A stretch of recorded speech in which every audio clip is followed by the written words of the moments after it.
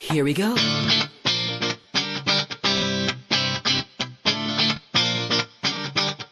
Let me lift you up.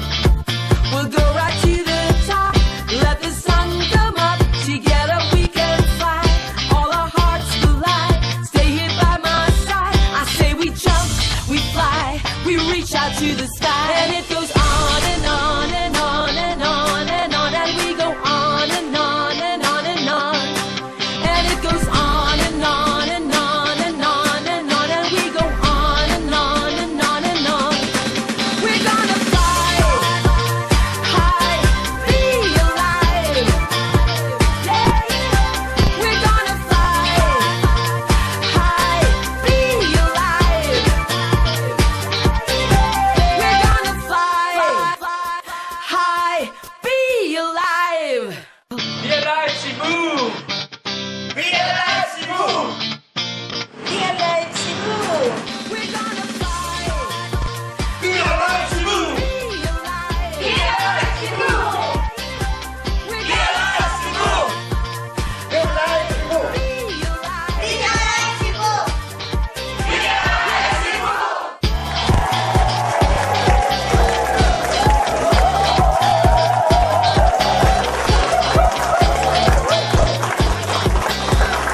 Today, Be Alive brings us all the way to Cebu. Good morning, Cebu! Wow, Susan, Ana, yung Be Alive fever natin nakakarating na sa Cebu.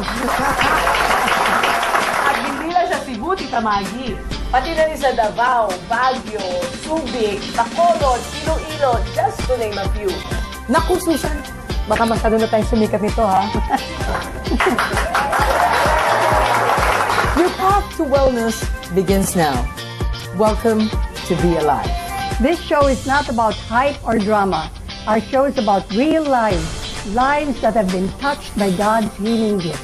And our show is about courage, strength, and perseverance, about health, hope, and recovery. Join us as we view the touching story of 2-year-old baby boy Gerald and his mother Glenn. The struggle of a mother and her baby born with cerebral palsy. My son Gerald dyan, nung pinanganak siya, sabi ng, hindi siya umiyak, so absence of cry. Tapos sabi ng doktor, he has cerebral palsy. Sobra po akong nalungkot nung time na yon nung pinanganak siya. Halos hindi ko matanggap na ganito ang naging kalagayan ni Gerald. Sabi ng mga doktor, rare daw po yung case ni Gerald. Kaya ang advice nila is regular check-up lang po para malaman namin kung anong dapat gawin, tapos anong mga medication ang dapat ibigay sa kanya. Nagpunta kami dito kasi gusto po naming i-share yung magandang nangyari sa baby ko dahil sa Laminine. Yung naglaminine na po si Gerald, marami na pong mga development. So, yung kamay niya na palaging naka-close, so open na po siya ngayon. Tapos, unti-unti na pong bumabalik yung mga reflexes niya. Tapos, na-notice ko po na palagi na siyang naka-smile. Tapos, pag i-kiss mo siya, mag-smile siya palagi. Wish ko po na matuloy-tuloy yung pag-inom niya ng Laminine. Bilang isang ina, tuwang-tuwa po ako dahil na-discover ko po yung Laminine, na may pag-asa pa pala si Gerald na gumaling kasi nakikita ko naman yung mga developments niya. Gusto ko pong iparating sa lahat na kung meron din kayong mga karamdaman na katulad ng baby ko, try nyo lang po yung Laminine kasi nafe-feel po namin yung magandang result. Tapos nakikita po namin.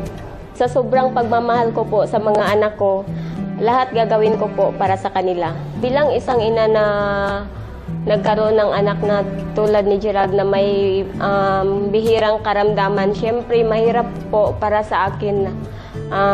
Nahirapan po akong tanggapin yun nung una. Minsan po tinatanong ko po ang Diyos kung bakit binigyan niya ako ng ganitong pagsubok. Sabi nila binigyan daw ako ng Diyos ng ganitong pagsubok kasi daw mahal niya po ako. Angel po si Gerald sa buhay namin. Bilang isang ina na nagkaroon ng anak na tulad ni Gerald, siyempre mahirap po, naapektuhan din po yung health ko. Nagsasuffer po ako ng insomnia, depression, tapos fatigue, tapos Nagsasuffer din po ako ng back pain. Nung nakita ko na maganda naman po yung result ni Gerald sa Laminine, so nagtitake na po ako.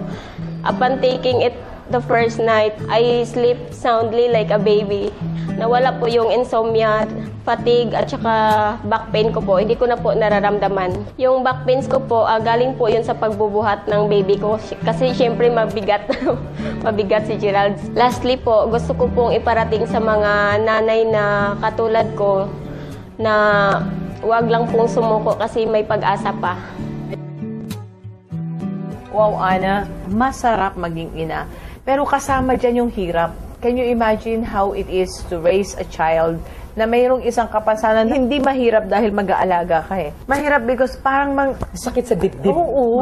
Masakit, diba? No, diba? Tita Kaya Mari? napansin nyo yung si Glenn, talagang umiiyak siya, no? Pero at the same time, habang umiiyak siya, sinasabi naman niya na yung anak niya ay isang anghel. At para bang gusto mo na ikaw yung may sakit noon eh. Ako na, Panginoon ko, ang nandun sa kanyang place, no? Yes. Pero may maganda naman tayong balita. I received an email from Glenn, the mother, na sinasabi niya na yung anak daw niya gumagaling na rin. Kumbaga nagkakaroon ng signs of improvement, no? At pag-uusapan natin yan mamaya sa ating doctor's panel. Sa ating mga televiewers po, ito pong lahat po ng pinapakita namin sa inyo ay sana maging isang inspirasyon na kahit ano po ang problema natin sa buhay, maaring sa kalusugan o kaya sa ating kabuhayan, huwag po kayong mawawala ng pag-asa. Lagi niyo pong buksan ang inyong paningin, ang inyong pintuan, ang inyong puso. Please, keep your doors open dahil God will send you the answer. So sa lahat po na nanonood sa atin po, sana po magustuhan niyo po yung aming palabas. We will be right back with our panel of doctors to explain what cerebral palsy is all about.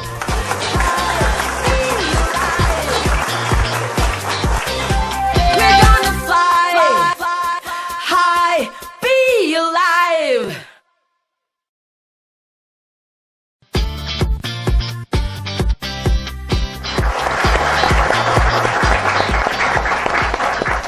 Welcome back, doctors. Dr. Austria, Dr. Fruto. Can you please give us a commentary on cerebral palsy? Ano po ba yung sakit na ito? Sa mga bata lang ba? Well, most of the time, cerebral palsy comes about during the process of birthing, when naubusan ng oxygen during childbirth, and though this damages the brain of the child. In an adult, it's called probably stroke. No? But when during this time of birthing, na compromise yung blood supply ng baby during birth due to delivery, nadadamage yung brain niya. So, during sa panganganak. Yes. So bakit po nawawalan po ng oxygen yung brain ng bata? Naiipit po ba? Ano ba Yes, it's a complication of the delivery system. No? Sometimes the mother bleeds, mga ganon. Different reasons why. So then, does the child feel the symptom immediately after pagkapanganak? Normally, you would see that, nagkakaroon na kagad ng neurologic deficits. Kasi the brain, it only takes a few minutes to destroy the brain. Tama. The child is now recovering, no, from the cerebral palsy, meaning ang sabi po ng nanay is nagbubukas na daw yung kanyang kamay at nagbubukas na daw yung kanyang mata. And another po, yung bata ngayon, pinapaliguan, nakakaramdam na rin ng sensation. So, ibig sabihin po ba, pag ang bata ay may cerebral palsy, wala pong pakiramdam yun? It all depends kung anong part ng brain ang na-damage. Ayun. Meron ho ba tayong study na yung life expectancy ng mga taong may cerebral palsy? You can have a damaged Brain? mentally retarded until they get old, no? So, hindi naman lifespan, but it's really more of the quality Of life. of that child. Yes. Kaya may pag-asa pa ba na makalakad yung bata? There's really no known Doctor, yes. cases on that. Pero as we see, because of the profoundness of Laminine, there's a possibility because of the presence of FGF and the glutamate and the glycine amino acid. What is the prognosis for the child? Before the advent of Laminine, talagang ang mga cerebral palsy, even in the United States, there's really no known cure.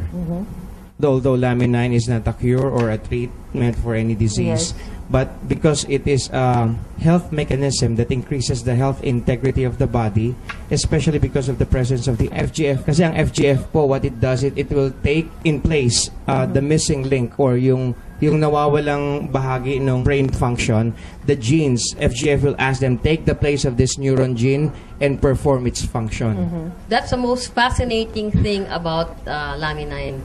Yung FGF, it stands for Fibroblast Growth Factor. So, yung Laminine natin, it comes from the fertilized egg before it becomes a chick. So, the Laminine has all the amino acids, and then the Fibroblast Growth Factor will direct the amino acids to become different parts of the chick. So imagine especially pag in any embryo, ang unang-unang dinidevelop brain. So if the fibroblast growth factor can direct the unborn chick to develop a whole chick, including its brain, its eyes, and everything. What is the possibility of it telling a child with cerebral palsy that is already formed, can you repair this brain? That is the potential of the fibroblast growth factor. Kasi it can tell the chick, make a brain, make a heart, make a kidney. Why can't it tell the brain of the child to do this? To repair. There is no known other source of FGF except... Especially on the food source. Exactly, especially on the food source. On the food source, only Life Farm Global Network is the one that produces or distributes FGF because it's present in our product. In fact, Japan is only starting to develop its FGF right now. I think there's one in the United States, but it's very, very costly. Yun po yung difference natin sa mga stem cell infusion as opposed to the stem cell therapy supplements. Yung mga infusions po, like what I had, there was a missing link. That's why from stage 3, it went down to stage 1, and it stagnated at stage 1 because there's a missing link. And the missing link was the FGF growth factor. By the way, Susan, Dr. Fruto was a leukemia survivor. If we can have the doctors describe what Laminine is. Laminine is a health mechanism that increases the health integrity of the body. Like, physicians are not healers. Your body has its own healing mechanism, and our job is to activate and reactivate the body's healing mechanism. Before the onset of Laminine, there was really no known health mechanism that we can use. Now, with the advent of Laminine, we have now completed the mechanism that we need to help the body heal itself. Wow. So, Dr. Laminine is more than a food supplement. Well, actually, it is a proto-functional food. Food per se will not really heal or treat any disease because once you cook the food, all the nutrients dissipate. Okay. The beauty of the product that we have, it is a proto-functional, it's a most complete food that we can ever take without altering its original state. I agree with Dr. Fruto that the beauty of Laminine is it's the completeness of the nutrients.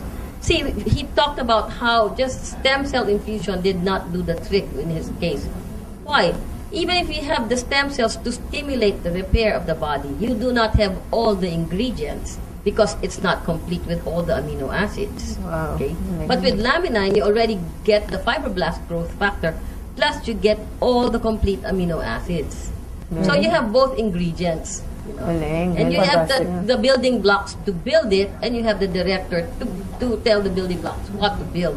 And the director is the fibroblast growth factor. So, in the same token, just like with the cerebral palsy, how does Laminine address hypertension and ulcers? Because of the different ingredients are complete nga ang Laminine. So it has the potential to produce what the body needs. In hypertension, pwede siyang, you have the amino acids, for example, arginine. Arginine can become a natural, yung vasodilator, nagpapaluwag nung diameter ng artery para lumuwag yung daloy ng dugo. Okay. It also has the potential that it will make enzymes in your body which will make digestion better pagdating sa mga ulcers and stuff like that. It has the potential, aside from to make like for example N-acetylcysteine, which are natural detoxifiers of the body, which helps the body cleanse itself from yung mga causes ng aging, no? So in the process, nag-i-improve ang blood pressure, nag-i-improve yung collagen. And the collagen. At saka precursors daw siya ng glutathione. Ano ibig sabihin ng doctor? The glutathione is the number one detoxifier in the body. Going back to our cerebral palsy patient, ganyan din ang nagiging problema ng mga autistic children. There are actually, because of the environmental toxins, nabablock nila ang mechanism ng pag-detox ng brain because nabablock ang glutathione process in the brain. Oh, I see. The whole metabolic pathway already in the brain, alam nila yan. So if you have things that will clean up all those toxins in the brain, you can make the brain function better. Okay? That's one. Yan ang role ng glutathione. And then you can make the neurotransmitters work. Kasi yung amino acids, all the neurotransmitters are made up of amino acids. They are called peptides, you know? So you put the blocks together, gagawa ng peptide for the brain to communicate, the brain cells to communicate with each other. And I think it has a very good potential kasi I've seen cerebral palsy patients who improve just by giving them high-dose oxygen through hyperbaric oxygen. Yes. What else if you give them fibroblast growth factors and amino acids to repair the body? Kaya pati yung massive stroke recovery at saka yung sa Alzheimer, yung ulyanin. Ako, nakakalimutin na ako noon. You know, yung asa yung susi ko, yung ganun ba? Tapos ngayon, naaalala ko na lahat. Kaya po yung mga may utang sa akin. We should encourage everybody to take Laminine on a daily basis. Kasi Alzheimer's most of the time is very hard to cure. Tama. You want to prevent it. So, uminom na kayo bago pa kayo ma-Alzheimer's. Kasi pag nag-start na yun, nag-start na yun, mahirap i-regress. Pero at least kung uminom kayo pag na-start, masuslow down nyo yung progression. Ang gusto ko kung uminom niya yung asawa natin para wag mo nilang makalimutan yung pinangako nilang pagmamahal sa atin. Yung question pa, Doctor. Paano po it passes through the acids of the stomach? During the process of the proto-embryonic stage, ang ginamit pong proseso dyan is the dry freeze process. Ibig sabihin, the components, each mechanism of the product, yung pinaka-cell, nabalutan na yan ng protective covering. So kahit itimpla mo yan sa mainit na tubig, it's not gonna break down. Kahit pag nilunok mo yan, habang pumupunta yan sa digestive system natin, bago pa po yan pumasok doon because of the nanotechnology that was used in creating it, it is immediately absorbed by the body, so hindi na nadadamage. And then with the presence of the proto-embryonic stage and the OPT9, which is absent in any human body, and the fibroblast growth factor, yung OPT9, kinukuha na niya ngayon yung mga nutrients ng katawan natin, and it is being delivered to the parts of the body where it's needed the most. When we get back, we're going to have a very special portion today wherein our audience gets to ask the doctors questions. This time po, ang audience naman po ang bida natin. We'll be right back. Be alive. We're gonna fly high, be alive.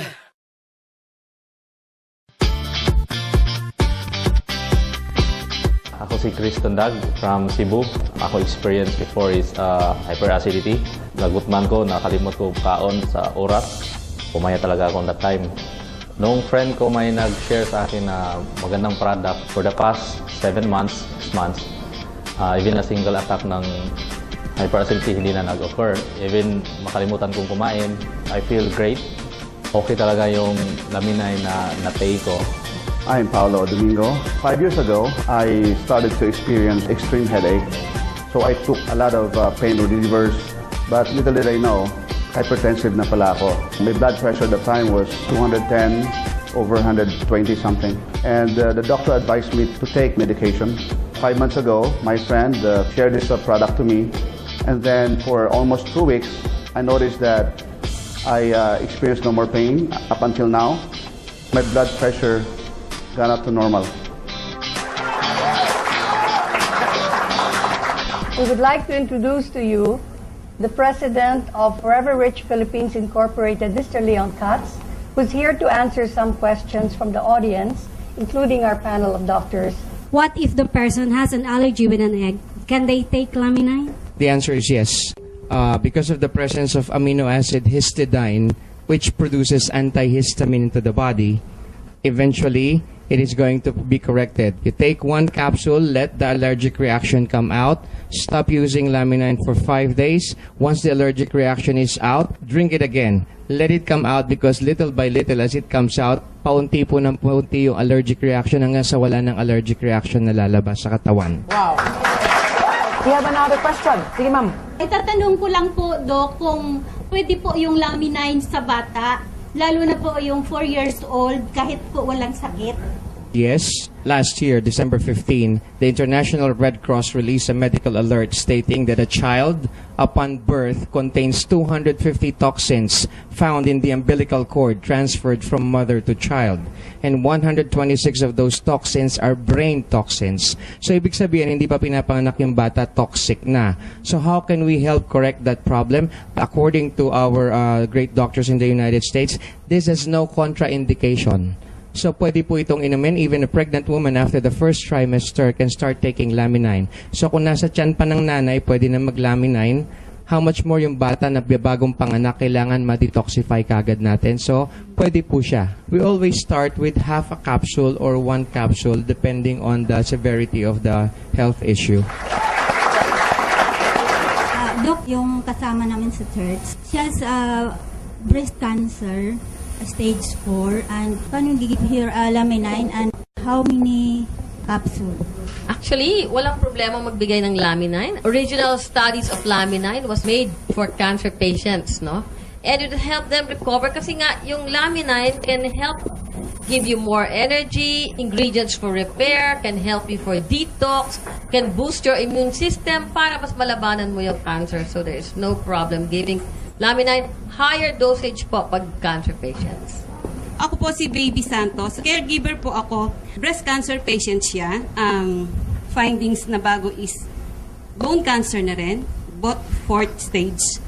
And then very acidic siya kaya very delicate yung pagtitake niya ng kahit anong food, nagiging acidic. And then yesterday we've been to hospital. The new findings is edema. Manas na. How do we treat them and paano i-explain and ilan ipapainom ko sa kanya? If it's under the care of a medical professional, we have to get the approval of the doctor first because there's a managing physician. We cannot overrule. Now, if the patient is outpatient, I would highly recommend that the patient undergoes cleansing and detoxification or do a reverse acidosis by administering or recommending 15 capsules of Laminine taken out of the capsule, eat it like it's a polvoron or a nilagang itlog, and then within a period of 2 hours, drink 30 glasses of water. And then after that, you give the dosage depending on the stage of the cancer. If it's stage 1, I always recommend 222. If it's stage 2, I always recommend 333. Stage 3, 444. Stage 4, mega dosage, 555.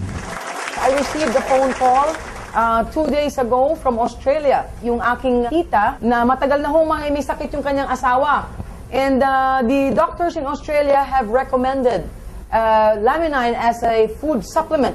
Now, they want to know, Mr. Katz, where they can get Laminine in Australia. It's our goal to share this product with everybody. But to open a country is a process, and we're opening up other countries. And we have paperwork for a number of companies right now on the agenda to open up. And Australia is one of them. Is there something we can do for our friends there and they want Laminine? Well, we cannot send it there. But if they want to purchase it here, and if they get to wherever they go, be it there or Europe or whatever, they can do that. And I can tell you that people from Kuwait and Dubai and everywhere, Africa, come purchase this product and take it with them. And that is actually precisely why we Filipinos have to be very, very happy, no? Kasi po, nandito na ang Laminine. And we have our last question for today. May tanong po regarding po sa pasyente ko po na nagda-dialysis po. Actually po yung creatinine po niya is 1,300. Ayaw niya po niyang magpa-dialysis because after dialysis po kasi is nangihina po siya. Very complicated po ang dialysis patient kasi nasira na yung kidney.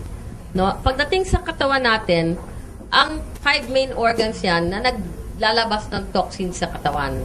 Very major organ si kidney sa paglabas ng toxins. Lalo na yung mga pasyente na dialysis, ingat ang mga nephrologist na tumaas ang mga protein niyan sa diet. Kasi pag tumaas ang protein niyan sa diet, hindi nila mailabas ulit, mas nagiging toxic sila. Pero kung yung Laminine natin, ginamit yung protein dahil sa pag-heal, pag-repair ng katawan, hindi na yon lalabas sa kidney kasi nagamit, na-utilize na nung katawan, yung protein na yon at hindi na ilalabas. So, very big potential na hindi siya makaka-damage sa kidney. Maganda yun. Ang malalaman lang natin yan, unless meron ng proven studies, kung makakasama yung extra amino acids na ibibigay natin o hindi. Ang pinakamagandang is to go slow kasi meron pa rin siyang potential na i-repair niya yung kidney. Doc, alam mo ba, Doc, na si Leon went through renal failure? Di ba? Oo. So, Leon is one proof na pag naka-acute renal failure ka, uminom ka ng Laminine, di naging toxin yung protein na inom mo kasi yung protein na inom mo na ginamit sa pag-repair ng katawan. Mr. Katz, can you just say what Laminine did for you? I believe it's what saved my life. I was in ICU for 7 days because of the severity of it. They gave me dialysis 2 times. And one of the main ingredients that they were giving me in the hospital was so funny. The most expensive ingredient they had was egg protein. Egg protein. This huge bag like this that they were giving me 24/7, but I was still sneaking in my Laminine. And when they finally released me from ICU, then I was in the hospital. They wouldn't let me go because of the toxins in my body still. So 3 days later, they let me out. So I de-admitted myself from the hospital and walked to the office. And but I felt great. And subsequent tests of my kidney, everything functioning perfectly and normal. So. Wow. We're gonna fly high, be alive.